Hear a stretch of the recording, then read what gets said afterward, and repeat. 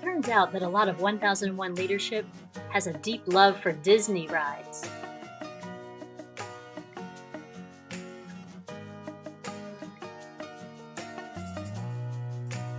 "1001 associate Sean Chow loves Smuggler's Run. It's the motion simulator, themed after the Millennium Falcon in Star Wars. He's in good company with Raphael Viana, who loves any part of the Star Wars-themed sections of the park. Nikki Collins? Her favorite is Space Mountain. And organizing pastor Keith Gunter loves old-school Disney's Mr. Toad's Wild Ride. Me, I love Toy Story Mania and the Twilight Zone Tower of Terror. And at the end of a long day at Disney, who doesn't appreciate the monorail?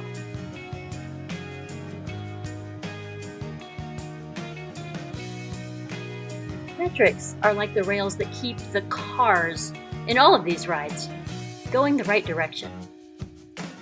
They're like the rails on the Tomorrowland Speedway that keep the cars on track. They help us stay focused on and committed to our priorities. They help us align and connect for teamwork. They help everyone have a sense of where we're going and therefore what we're doing. Metrics help us track for results, so we can see if we're spending our time, energy, and money on things that are actually having the effect and the results we hoped for. I've seen it work firsthand, and this is why we want to talk about two different kinds of metrics: outputs and outcomes. What we like to talk about when doing metrics there's really two different kinds. There's outputs and outcomes. And the outputs are the things that you can numerically count. They are how many people showed up for this, how many leaders are doing this. They are those kind of measurements. But they don't tell a full story. They don't even tell much of a story, though they do provide an essential part of the story. They are an essential character. But outputs need to be combined with measuring outcomes. And outcomes are what's happening in someone's life. What is God doing in and through you and me and all of us together because of this community, because of this activity in this community, because of this spiritual discipline that we do over and over again and talk about all the time and lift up as a priority. The outcomes are the kinds of change that are happening in somebody's life. And they are a little bit harder to assess. They're a little bit harder to count, if you will. And they come through stories. They come through hearing from one another. Peter, I know 4 Points is amazing at metrics and that you all do it a tremendous range of ways. Would you be willing to tell us what metrics look like at 4 Points? Sure. I don't know if we're doing an amazing job with it, but we try to measure just about everything that we can. And the reason why we do that is really, it goes back, it's tied to our vision. It's tied to our mission. And our vision as a church is to be a spiritual home for the spiritually homeless. So the way we measure everything is, are people finding their spiritual home in our community at 4 Points? And so we try to measure everything that we can, knowing that these measurements, these quantitative data, the outputs, only give us a slice, just a small picture. And so outputs are important to us, but they are still undergirded by the vision. It's undergirded by the mission. So again, at 4 Points, we want to be a spiritual home for the spiritually homeless. That's our vision. That's kind of where we want to go. That's our why.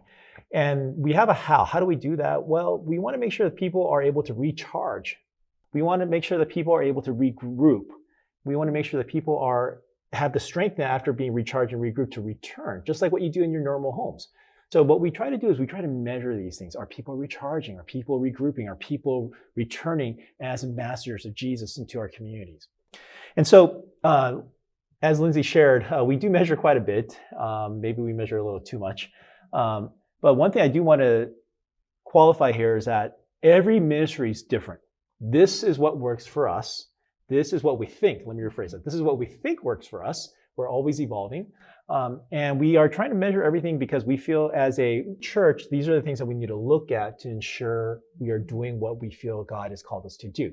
Now, 4 Points is a more traditional church plant. It's we gather on Sundays and we do more traditional church things.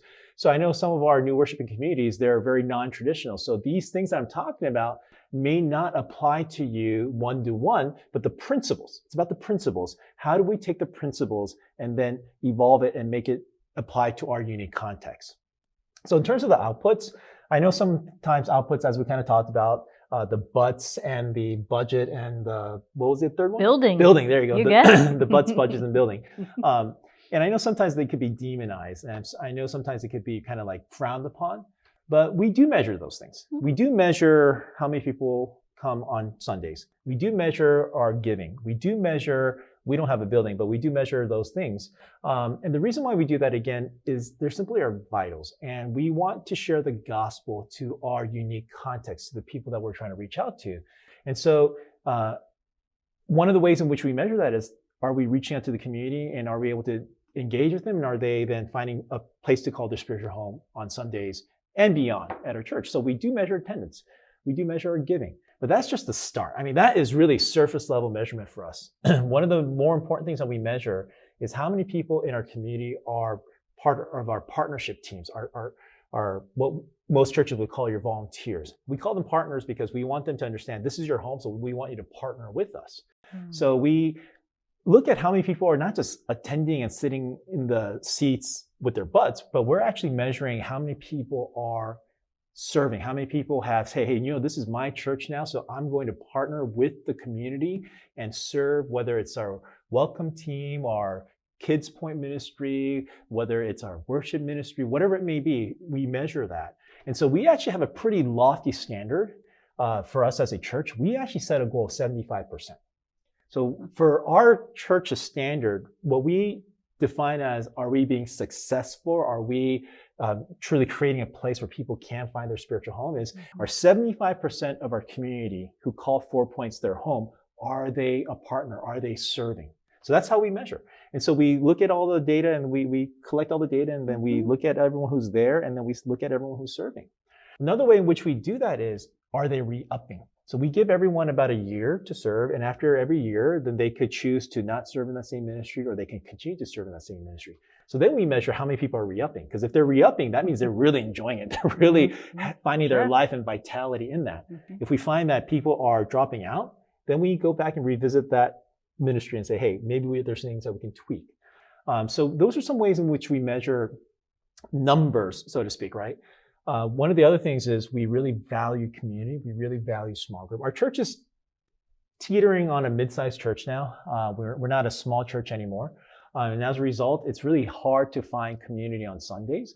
So one of the things that we've talked about from the very beginning as a church is we need people to be part of small groups. So then we also measure how many people that come on a Sunday that call 4 Points their church, how many are then plugged into small groups, how many people are leading small groups, how many people are attending these small groups. And again, our standard for that is equally 75%. We want 75% of our community who come to church at 4 Points to be plugged into small groups. Because if you're not plugged into small groups, you're not going to recharge, you're not going to regroup, you're not going to be able to really find this place to be your spiritual home. So it's all undergirded by our vision, our mission. So we're not just measuring things for the sake of measuring things. We're trying to measure things based upon trying to figure out, are we accomplishing our call? Are we accomplishing our unique mission that God has given to us as 4 Points? So now let's take a look at Onward Church, who also measures, but does so in such a way where everything is rooted from their purpose and their call and their vision. I think it's always very important to know where your people are passionate and what gifts they have. And so we have a congregant who is particularly equipped to do strategic planning. The congregant who led us through the strategic planning process continually asked us the question, what does success look like? And for many contexts, including churches, that's just an awkward question to ask. And it's an awkward question to think about. So much of the work a pastor does is not based on success or quantity. It's based on the ephemeral. It's based on things you can't see. However, the work that a church does can often be quantified. and we're uncomfortable talking about that. And so he has done the ministry of asking us, what does success look like? And so that has been a question that's been uncomfortable for me, but we've been practicing asking when we have an idea or we have momentum behind something, is asking at the end of this, what will success look like? And trying to not feel ashamed about using the word success. And there are probably many other words you could use that might feel less dirty in a church than success, but it is such an important question to ask, and it's such an important question to keep you on the road to where you want to go. Because we all know church folks can get distracted, and church folks can have 10,000 ideas. And so it's one of those words that says, I know what you want, now what is it going to look like?